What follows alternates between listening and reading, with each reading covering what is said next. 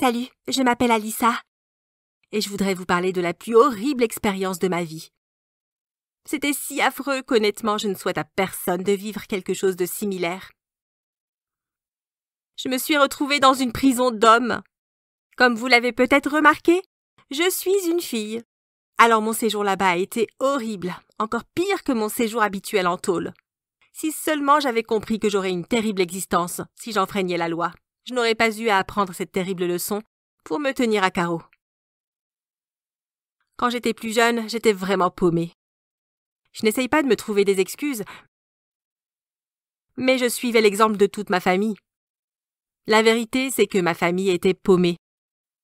Je n'ai jamais connu mon père car il a été envoyé en prison quand j'étais dans le ventre de ma mère, et maman n'était pas non plus très exemplaire.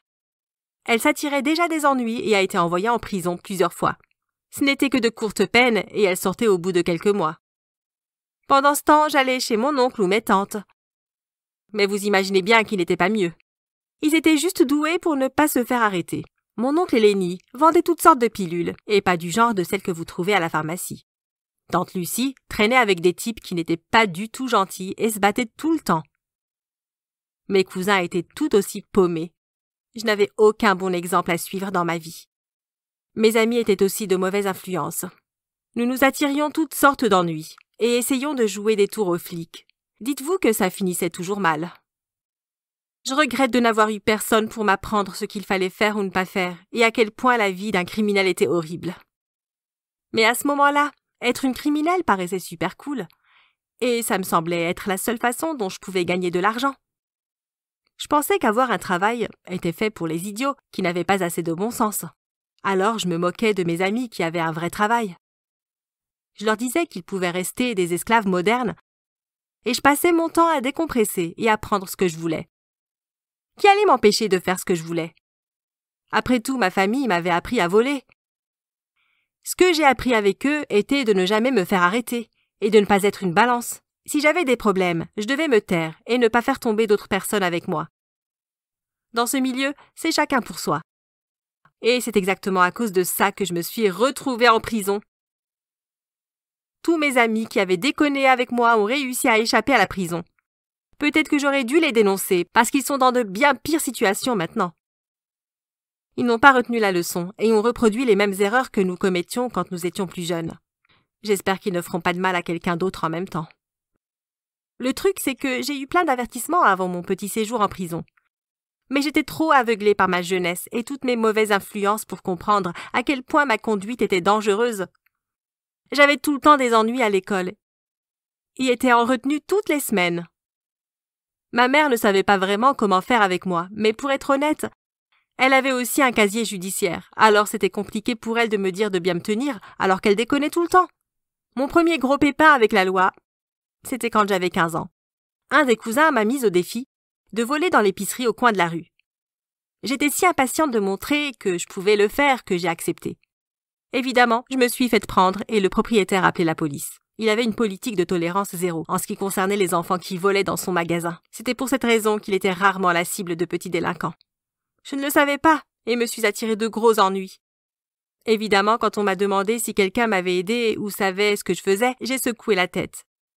Je pensais que j'étais super cool à ne pas balancer mon cousin. J'avais l'impression de déchirer. Le juge n'était pas impressionné et m'a condamné à 5 mois en centre de détention pour mineurs. Je croyais que ça allait être une promenade de santé. Ce n'était pas facile, c'est vrai. Mais sachant ce que je sais maintenant, eh bien je regrette de ne pas avoir tiré profit de cette opportunité. Parce que c'était horrible en prison. Et si j'avais retenu la leçon en centre de détention, je n'aurais pas été forcée de subir cette punition. Un jour, quand j'avais 20 ans, je traînais avec des amis. Nous nous ennuyions un peu et ce n'était jamais un bon présage en ce qui nous concernait. Après tout, c'était dans ces moments-là que nous nous attirions le plus d'ennuis. Nous avons eu la très bonne idée de faire le tour du quartier et de regarder les portes d'entrée. Puis nous pourrions voler tous les colis qui avaient été laissés pour nos voisins. C'était en pleine journée, alors il y avait déjà eu plein de livraisons, mais la plupart des gens n'étaient pas chez eux. Ça semblait être l'idée la plus géniale. Nous pourrions avoir plein de choses gratuitement et nous pourrions vendre sur Internet ce que nous ne voulions pas. Et nous aurions de l'argent pour acheter tout ce que nous voulions à la place. En plus, je pourrais frimer devant ma famille et faire voir à mes amis plus honnêtes que c'était plus sympa de voler, plutôt que de travailler comme des idiots. Alors nous avons fait le tour du quartier et à la fin de la journée, ma chambre était remplie de paquets de toutes les tailles et de toutes les formes. C'était le jour le plus cool qui soit. Du moins, c'est ce que nous avons cru jusqu'au lendemain matin. Quand je me suis réveillée, ma mère m'a demandé ce que j'avais fait. J'ai fait l'innocente et lui ai dit que je n'avais rien fait du tout pour m'attirer des ennuis. Elle m'a demandé pourquoi la police était à notre porte demandant à me voir. J'ai dégluti et je suis sortie pour leur parler. J'étais très confuse. Après tout, j'avais volé tous ces colis en pleine journée. Mais personne ne nous avait vus. Comment avaient-ils su pour moi et mes amis? Immédiatement. Ils m'ont dit que j'étais en état d'arrestation. Ils avaient des preuves que j'étais l'une des coupables. Ils avaient des vidéos. Apparemment, plusieurs de nos voisins en avaient eu marre de la criminalité dans le quartier. Ils avaient fait installer des caméras et j'étais la seule dont le visage était visible. La procureure est venue me parler pendant ma détention provisoire. Elle m'a dit que si je lui disais qu'il m'avait aidé à voler ses colis, elle pourrait conclure un accord. Maintenant, je regrette de ne pas avoir accepté son offre. Au lieu de ça, j'ai décidé que la chose la plus honorable à faire était de ne rien dire. Alors je suis passée devant le juge. Je n'arrivais pas à croire que j'allais finir en prison pour quelques boîtes. Il n'y avait rien de bien intéressant dedans, juste quelques vêtements, des DVD et des trucs sans valeur. Pas de téléphone portable ni de console de jeu, rien de tout ça. En plus, j'ai dû tout rendre, alors ce n'était pas comme si je m'étais enrichie. J'ai été défendue par un avocat commis d'office, mais il n'a pas fait du bon boulot. En fait, je ne crois pas qu'il ait vraiment essayé. Le procès a duré moins de 2 semaines. Ma mère avait payé ma caution, mais je savais que ma liberté serait de courte durée. J'ai parlé à mes amis, et ils m'ont demandé si j'allais les dénoncer. J'ai promis de ne rien dire, et ils étaient vraiment soulagés.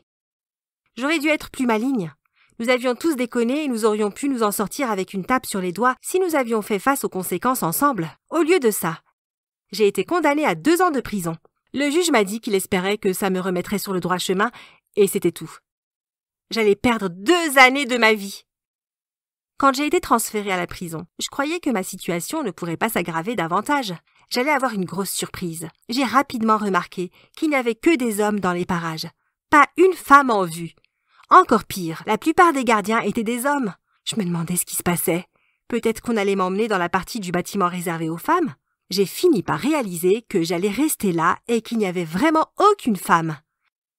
J'ai posé la question aux gardiens et j'ai été choquée de leur réponse. Ils semblaient étonnés que mon avocat ne m'ait pas prévenu. Apparemment, il n'y avait plus de place dans la prison de femmes et j'allais purger ma peine dans la prison d'hommes. Imaginez ma surprise! J'étais terrifiée et furieuse à la fois. J'ai essayé de jouer les durs et de faire comme si j'étais seulement énervée, mais au fond, j'avais vraiment peur. On aurait dit le début d'une histoire d'épouvante. J'ai fait une demande pour être envoyée dans une autre prison, mais sans succès.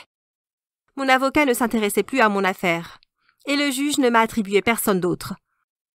Les autorités pénitentiaires m'ont dit qu'ils feraient attention à ce qu'aucun homme ne s'approche trop de moi, mais rien de plus. J'allais devoir passer les 2 prochaines années enfermée avec personne d'autre que des hommes. Et des hommes dangereux en plus. Les 2 premières semaines ont été un véritable enfer. Je n'arrêtais pas de regarder par-dessus mon épaule. Tout le monde me regardait quand je sortais de ma cellule. L'unique avantage était que je pouvais dormir dans ma propre cellule. Après tout, ils ne pouvaient pas m'enfermer avec un homme toutes les nuits. Ce serait trop risqué. Mais cette intimité ne m'était d'aucune aide quand j'étais dans les parties communes. Partout où j'allais, des mecs chelous me fixaient constamment. Tout le monde a essayé de me draguer. Et ils ne comprenaient jamais quand je leur disais de me laisser tranquille. Je ne pouvais même pas prendre une douche sans que plusieurs hommes me regardent. J'avais tout le temps envie de pleurer. Mais si je montrais des signes de faiblesse, ça serait pire. Alors j'ai dû m'endurcir et faire comme si rien ne m'affectait. Au bout de 2 mois, les choses ont commencé à se tasser. Pas énormément, mais ce n'était pas aussi intense que pendant les premières semaines. Les hommes de la prison se sont habitués à moi et aussi aux agents de sécurité qui étaient plus nombreux dès que je sortais de ma cellule. Je recevais un peu moins d'attention, mais ça n'a jamais été facile. Je me sentais en permanence menacée et certains mecs ont essayé de m'attraper quelquefois. Heureusement, il ne m'est rien arrivé de grave. Mais je l'ai échappé belle plus d'une fois. J'étais terrifiée et je ne dormais pas bien la nuit. J'ai perdu beaucoup de poids à cause du stress. Mais en vérité, après ma première année en prison, les choses ont commencé à s'arranger. J'ai réussi à me faire quelques amis et je passais du temps avec eux quand nous sortions de nos cellules. Ils me défendaient aussi quand des nouveaux arrivants essayaient de me chercher des noises. C'était un grand soulagement, croyez-moi. J'ai effectué ma peine et j'étais tellement soulagée d'enfin sortir de cet horrible endroit. Je dois vous dire que ces 2 années m'avaient paru durer 5 ans. Dès que j'ai pu reprendre le cours de ma vie, je me suis jurée de ne plus jamais refaire quelque chose d'illégal. J'ai définitivement retenu la leçon et je ne veux plus jamais revivre quelque chose comme ça. J'ai coupé les ponts avec tous mes anciens amis et même avec ma famille et je me suis trouvé un travail honnête. Je ne fais plus rien de mal et j'espère mener une vie heureuse, laissant mon terrible passé derrière moi. Merci d'avoir regardé cette vidéo. Avez-vous déjà fait quelque chose que vous avez tout de suite regretté? Dites-le nous en commentaire, abonnez-vous et jetez un œil aux autres vidéos de la chaîne. Avez-vous déjà été fou amoureux de quelqu'un, mais qu'un jour elle a arrêté de vous parler? N'est-ce pas la chose la plus horrible qu'on puisse ressentir au monde? Anna était tout pour moi. Nous sommes sortis ensemble pendant quelques semaines et un jour, elle s'est juste volatilisée. Mais le truc, c'est que ce n'est pas la première fois que ça arrive. Heather, Gina et Paige m'ont fait la même chose. Je commençais à penser que je n'avais vraiment pas de chance avec les filles. Je devine donc que vous pouvez dire que je suis en mauvaise position. J'ai essayé d'oublier en devenant une grosse baleine sur mon canapé. Je restais toute la journée assis sur mon canapé en mangeant des Doritos et en buvant du soda. Avant de continuer, n'oubliez pas d'aimer la vidéo et de vous abonner à la page. Si vous ne le faites pas, vous deviendrez une grosse baleine comme moi. En tout cas, une nuit, j'étais en train de me goinfrer en regardant mes séries préférées quand une publicité est apparue à la télé. Et ça disait « Voulez-vous ajouter du piquant à votre vie amoureuse? Pensez à sortir avec une détenue. Notre service met en relation des personnes seules avec des détenus à travers le pays. C'est différent, mais excitant. Inscrivez-vous maintenant. » Au début, je pensais que c'était une plaisanterie. J'ai alors pensé que les femmes que j'allais rencontrer ne pouvaient pas être pires que les femmes qui sortaient avec moi. Alors, j'ai pensé que je devais essayer. Je n'avais rien à perdre de toute façon. Je suis sorti de mon canapé et j'ai attrapé mon ordinateur portable. Je suis allé sur Internet, puis je me suis inscrit. J'ai dû payer environ 15 $, puis j'ai été redirigé vers une page contenant des centaines de photos. Les femmes n'étaient pas mal du tout. J'ai fermé les yeux et déplacé ma souris pendant quelques secondes. Quand j'ai ouvert les yeux, le curseur avait atterri sur Elizabeth. Elle avait les cheveux roux, les yeux bruns et la peau lisse. Elle avait l'air étonnamment calme pour quelqu'un à qui on dit de poser pour une photo. J'ai cliqué sur sa photo et cela m'a emmené à son profil. Là, j'ai lu ses intérêts, ses goûts et ce qu'elle n'aime pas. Elle semblait être une personne assez cool, alors j'ai appuyé sur le bouton « Envoyer un message ». J'ai écrit « Salut Elisabeth, je m'appelle Michael. Je vois que nous avons de nombreux intérêts en commun. J'espère que nous pourrons être amis. » Après cela, j'ai laissé la page ouverte et je suis retourné regarder la télévision. D'une manière ou d'une autre, je me suis endormi et quand j'ai ouvert les yeux, c'était déjà le lendemain. J'ai pris ma douche hebdomadaire parce que l'hygiène n'était pas vraiment une priorité dans mon chagrin et j'ai préparé quelque chose pour le petit déjeuner. J'avais l'impression d'oublier de faire quelque chose d'important. Puis je me suis dit que j'avais oublié quelque chose. J'ai pensé « Ah, le site internet !» Je me demande si Elisabeth a répondu. J'ai couru vers mon ordinateur et j'ai fini par renverser le café sur le sol. J'ai ouvert la page et j'ai cliqué sur « Message » et j'ai vu qu'elle avait répondu. Et ça disait « Michael est un nom tellement magnifique, n'est-ce pas le nom d'un ange ? Bien sûr, nous pouvons être amis. Je suis autorisé à utiliser Internet dans la salle informatique ici pendant 1 heure par jour. J'attendrai vos messages avec impatience. » J'étais flatté. Rétrospectivement, je n'aurais peut-être pas dû l'être. J'ai immédiatement répondu et je suis retourné sur le canapé pour regarder la télé. Nous nous envoyons des messages tous les jours et continuons à en apprendre davantage sur l'autre. Elle m'a tout raconté sur sa vie en prison. Elle partageait une chambre avec une fille autoritaire nommée Linda. Mais elle n'avait pas peur parce que le gang dominant dans la prison avait juré de la protéger. Je suis devenu fasciné par la vie en prison, alors j'ai commencé à regarder beaucoup d'émissions et des documentaires sur les prisons afin de pouvoir comprendre complètement ce qu'elles traversaient. Au bout d'un moment, Elisabeth a commencé à me demander de lui envoyer de l'argent pour qu'elle puisse acheter des choses dans l'économat. Elle a expliqué que depuis qu'elle avait été envoyée en prison, sa famille ne voulait rien à avoir avec elle. Alors, ils ont arrêté de communiquer avec elle et quand il n'y avait pas assez de nourriture à la prison, elle avait faim. Je n'avais pas beaucoup d'argent, mais j'ai envoyé tout ce que je pouvais. Cela ne me dérangeait pas beaucoup car je commençais vraiment à tomber amoureux d'elle. Pourtant, peu importe combien de fois je demandais, Elisabeth ne me disait jamais pourquoi elle avait été envoyée en prison. Un soir, au milieu de la dernière saison d'Orange is the New Black, mon portable s'est mis à sonner. C'est à partir d'un numéro caché, mais j'ai quand même répondu. J'ai dit « Bonsoir ». Elle a alors dit « Michael, c'est moi, Elisabeth. Ne me demande pas comment j'ai eu ton numéro. J'ai emprunté le téléphone à un autre détenu. Je n'ai que 2 minutes. Je voulais juste entendre ta voix. » J'ai répondu « Waouh, Merci d'avoir appelé, je trouve que ta voix est magnifique. » Elle m'a répondu, « J'étais en train de penser, nous sommes parfois autorisés à recevoir des visiteurs. Tu veux venir me voir un jour? Je veux vraiment te voir et faire passer notre relation au niveau supérieur. » J'ai demandé, « Tu veux dire que tu veux être ma petite amie? » Elle a répondu, « Oui, Michael, c'est ce que je veux. » Et puis la ligne s'est coupée. Je lui ai envoyé un message juste après en disant que j'adorais être son petit ami et que je viendrais la voir dès que possible. Il avait cependant un problème avec ça. La prison d'Elizabeth n'était pas proche. Elle a vécu à travers le pays. Je devrais acheter un billet d'avion et payer une chambre d'hôtel. J'ai vérifié le solde de mon compte bancaire et j'avais juste assez pour payer un aller simple et une chambre d'hôtel bon marché pour quelques nuits. J'ai réservé le vol et j'étais en route à la fin de la semaine. Quand je suis arrivé dans ma vieille chambre d'hôtel, bon marché et poussiéreuse, j'ai commencé à planifier ma visite pour rencontrer Elizabeth. Ça allait être une surprise car je ne lui avais pas dit que j'avais quitté mon état. J'ai fait semblant d'être à la maison comme d'habitude. J'ai appelé la prison pour connaître les jours et les heures de visite. Je devais attendre 2 jours, mais j'ai décidé que ma nouvelle petite amie en valait la peine. Quand le jour est arrivé, j'ai pris un taxi pour la prison. J'ai fait un arrêt pour acheter une douzaine de roses. Mon cœur battait à la chamade sur le trajet. Quand je suis arrivé à la prison, ils m'ont fouillé, puis ils m'ont laissé entrer dans la pièce réservée aux visiteurs. Je me suis assis, l'air perdu avec mes roses. Ensuite, je l'ai vue. La plus belle femme du monde, vêtue de la plus belle nuance d'orange. Je me suis levé et je me suis rapproché pour la serrer dans mes bras. Et j'ai dit, « Elisabeth, mon amour. » Elle a répondu, « Michael, mon ange, tu es venu. Je ne m'y attendais pas. Est-ce que c'est pour moi ?» Tout en attrapant les roses. Le policier a alors crié, « Hé, pas de câlin autorisé !»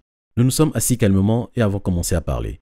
La voir en personne était une expérience totalement différente. C'était exaltant. Nous avons parlé jusqu'à la fin de l'heure de visite. Se séparer était horrible et j'étais triste de ne pouvoir la revoir que la semaine prochaine.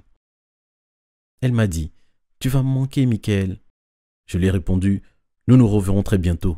Nous serons ensemble pour toujours, crois-moi. » Sans comprendre complètement ce que je voulais dire. J'ai décidé que je voulais rencontrer la famille de ma petite amie pour en savoir plus sur elle. Je voulais savoir pourquoi il avait abandonné et pourquoi elle avait été envoyée en prison. Même si elle me parlait rarement de sa famille, elle m'avait beaucoup parlé de son frère Roger. Elle tenait beaucoup à lui et avait le cœur brisé quand il a arrêté de lui parler. C'était un vétérinaire et il travaillait en fait près de mon hôtel. Ce n'était pas difficile de le trouver. Je me suis présenté à son cabinet et j'ai dit à sa secrétaire que j'avais une urgence. Quand j'ai rencontré Roger et lui ai parlé de ma relation avec Elisabeth, il m'a regardé un moment l'air choqué. « Je pense que vous devriez rester loin de ma sœur. » J'ai répondu « Pourquoi? Elle est adorable. » Il a alors dit « Elle est en prison pour avoir incendié la maison de son ex-petite amie. Elle peut vraiment être méchante quand elle n'obtient pas ce qu'elle veut. » J'ai répondu « Ne croyez-vous pas que tout le monde mérite une seconde chance? Vous lui manquez beaucoup. Vous êtes son frère préféré et elle m'a dit tellement de bonnes choses sur vous. » Puis je suis parti. J'étais tout ce qu'Elisabeth avait. Je devais trouver un moyen d'être plus souvent avec elle. Après avoir réfléchi toute la nuit, j'ai décidé que j'allais m'habiller en femme et que je commettrais un crime et que je serais envoyé dans la même prison. J'ai pensé voler dans un magasin, mais j'ai finalement décidé de vandaliser l'immeuble de Roger parce qu'il était si méchant avec sa sœur. Je suis allé au centre commercial et j'ai acheté une robe, une perruque, des talons hauts et du maquillage. Je suis retourné dans ma chambre d'hôtel et j'ai rasé tous mes poils de mon visage pour qu'il soit doux comme un bébé. J'ai mis la robe, ajouté du rembourrage pour les seins, puis j'ai fait mon maquillage. Enfin, j'ai mis la perruque et les chaussures. J'étais magnifique. J'ai pris un sac et suis sorti chercher des pierres.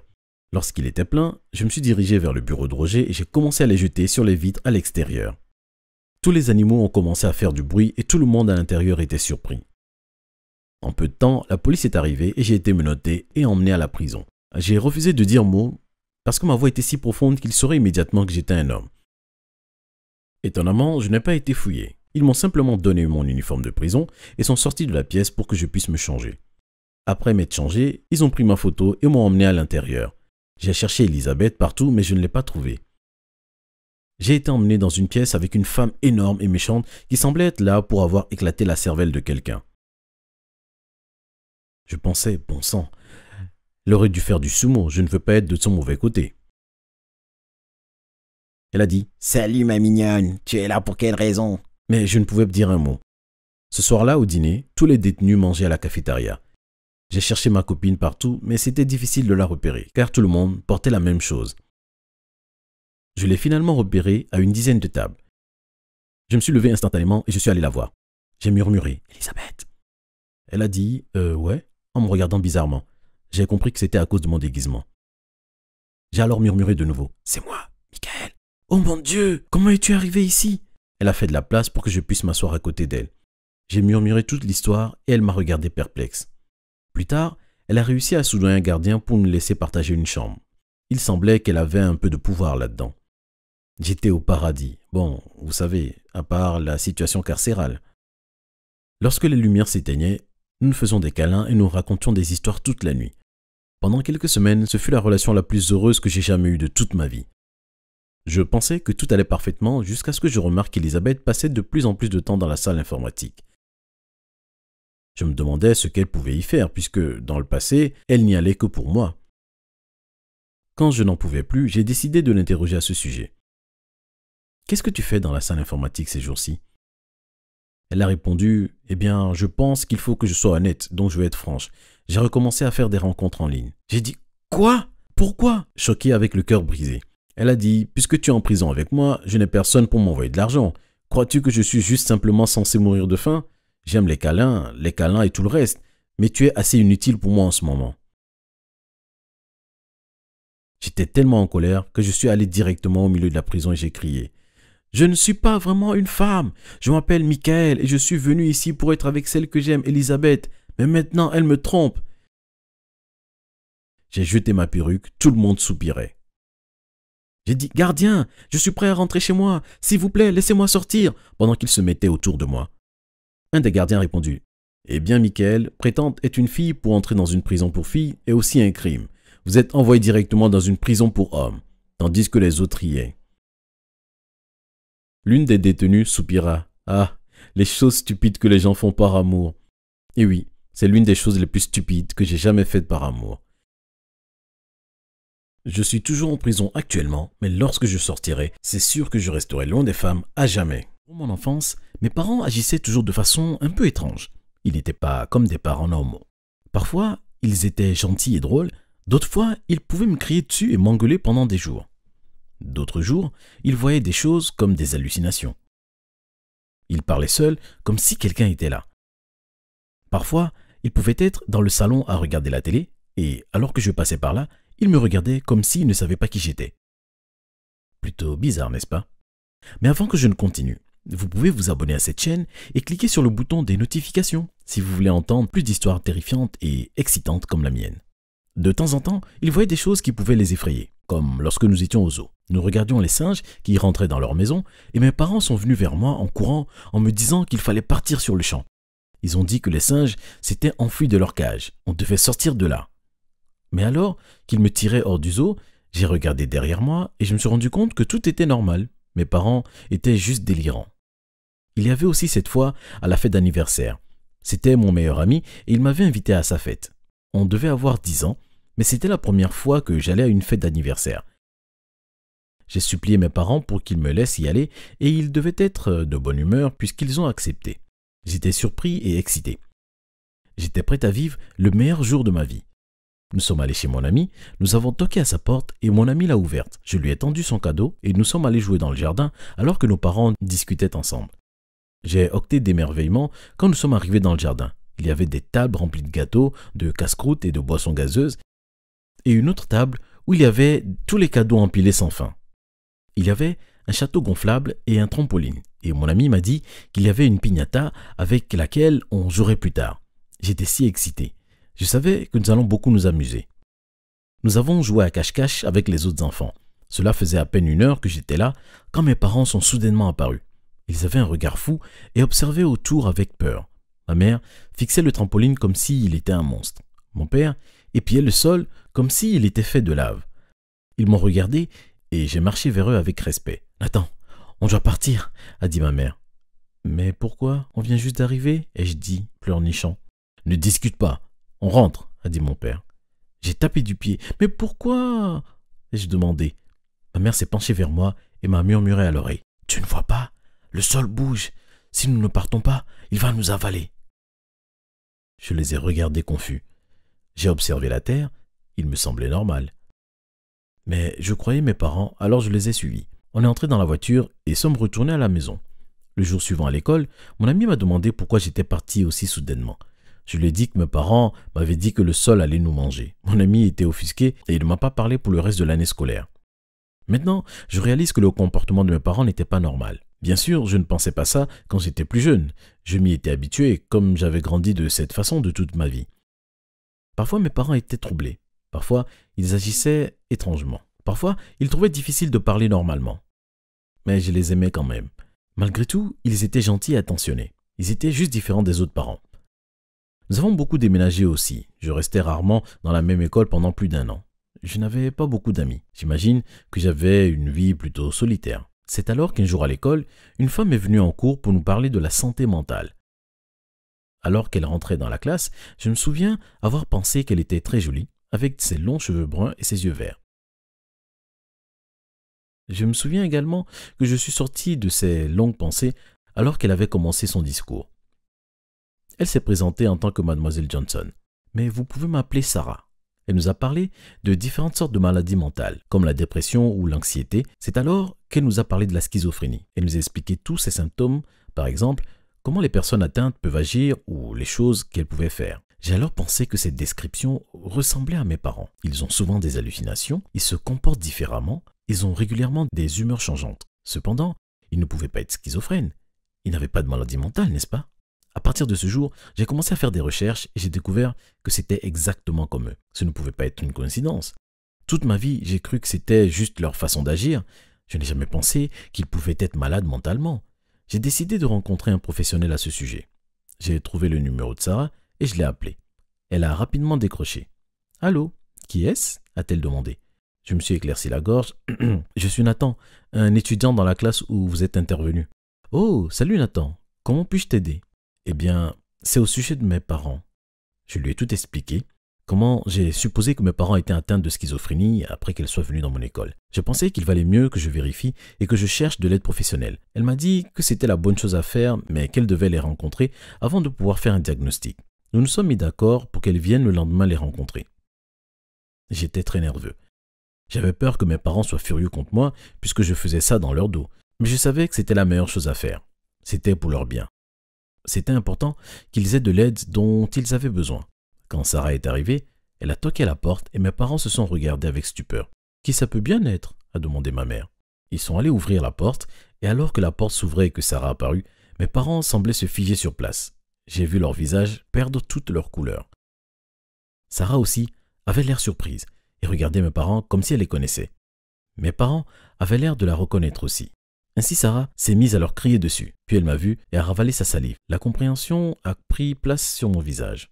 « Oh mon Dieu !» a dit Sarah. « Mon fils !» Attendez. Elle vient juste de m'appeler son fils? J'étais tellement surpris. Que se passait-il? Soudainement, mes parents lui ont fermé la porte au nez, m'ont attrapé et ont fui à l'arrière de la maison.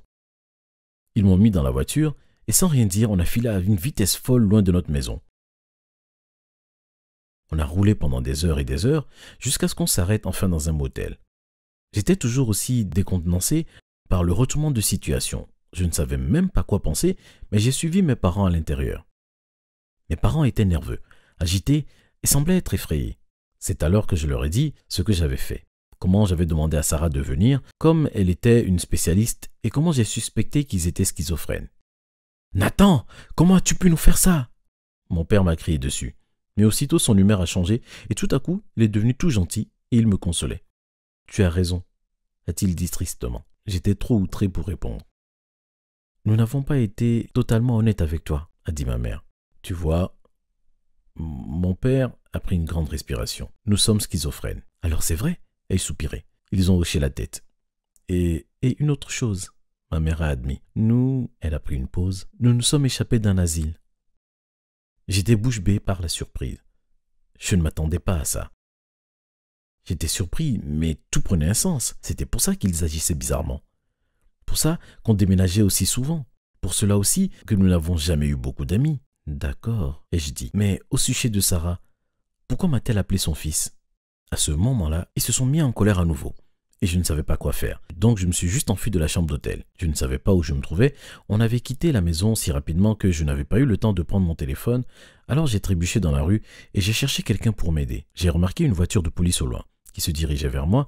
Dès lors, j'ai couru à sa rencontre en essayant de la faire ralentir. Heureusement, le policier s'est arrêté et m'a demandé ce qui n'allait pas. Je lui ai expliqué tout ce qu'il s'était passé et bien qu'il paraissait étonné, il me dit qu'il m'emmènerait au poste de police où je serais en sécurité. Je me sentais mal de dénoncer mes parents, mais je savais que c'était pour leur bien. Quand j'étais au poste de police, le policier m'a dit qu'ils avaient trouvé mes parents. Ils étaient à présent en détention et seraient bientôt renvoyés dans l'asile d'où ils s'étaient enfuis. J'étais dévasté. En à peine quelques heures, ma vie entière s'est envolée. Où est-ce que j'allais aller? Où est-ce que j'allais vivre? Comment est-ce que j'allais survivre? Toutes ces pensées effrayantes se sont immiscées dans ma tête quand le policier m'a dit que j'avais un invité surprise. En arrivant dans la pièce d'à côté, j'étais stupéfait d'y voir Sarah. « Comment m'avez-vous retrouvé ?» ai-je demandé. « Quand tes parents se sont enfuis en voiture, je les ai suivis, » a-t-elle expliqué. J'avais tant de questions, mais je ne savais pas par où commencer. Sarah a parlé la première. « Écoute, je pense que je te dois la vérité. Tes parents sont schizophrènes. Et il y a environ 10 ans, ils se sont enfuis d'un hôpital psychiatrique. » Je savais déjà tout ça, mais les informations restaient surprenantes. Par le passé, je travaillais dans cet asile, a continué Sarah. J'étais une aide-soignante et j'aidais les patients à manger et dormir. Mais un jour, j'ai dû prendre mon fils au travail avec moi comme la garderie était fermée pour la journée et que j'étais mère célibataire. Elle prit une respiration hésitante. J'ai regretté cette décision pour le reste de ma vie. Ce même jour, tes parents se sont enfuis de l'asile. En fuyant, ils ont vu mon fils et l'ont kidnappé. Je l'ai cherché des années durant et je pensais ne jamais le revoir jusqu'à aujourd'hui. Je l'ai regardé. Alors, vous voulez dire que... Elle acquiesça. Je suis ta vraie mère. Je devais m'asseoir. C'était trop avalé d'un coup. Je venais de découvrir que mes parents étaient des évadés d'un asile de fous et maintenant je découvre qu'ils n'étaient pas mes parents. J'avais été kidnappé. Évidemment, Sarah a vu ma surprise et elle me consola bien rapidement. Elle me dit qu'elle était heureuse maintenant qu'elle m'avait retrouvé et qu'elle voulait vivre avec moi et être mère à nouveau. J'étais toujours inquiet. Mais je supposais que c'était mieux que de vivre avec 2 ravisseurs schizophrènes. Je lui ai dit que j'allais vivre avec elle. 5 ans plus tard, je vis toujours avec ma vraie mère et c'est si bien. Elle est très gentille, je pense que nous nous entendons très bien. Au départ, j'imaginais que ça serait gênant, mais ça n'était pas du tout le cas. Sarah m'a immédiatement fait sentir à la maison et je recommence à me sentir comme son fils. Je continue de rendre visite à mes parents à l'hôpital psychiatrique de temps en temps. Ça me fait très bizarre de les voir là-bas, même si je sais que c'est le mieux pour eux. Ici, ils peuvent vivre en paix, sans être un danger pour les autres. Quand je leur rends visite, parfois, ils agissent normalement et je pense qu'ils peuvent à nouveau retourner à la vie extérieure. Mais d'autres fois, ils se mettent en colère et ne font que de me crier dessus. C'est très déroutant et je sais que c'est seulement un symptôme d'une maladie mentale. Mais ça reste très dur. C'est dur. Mais je les aimerai toujours.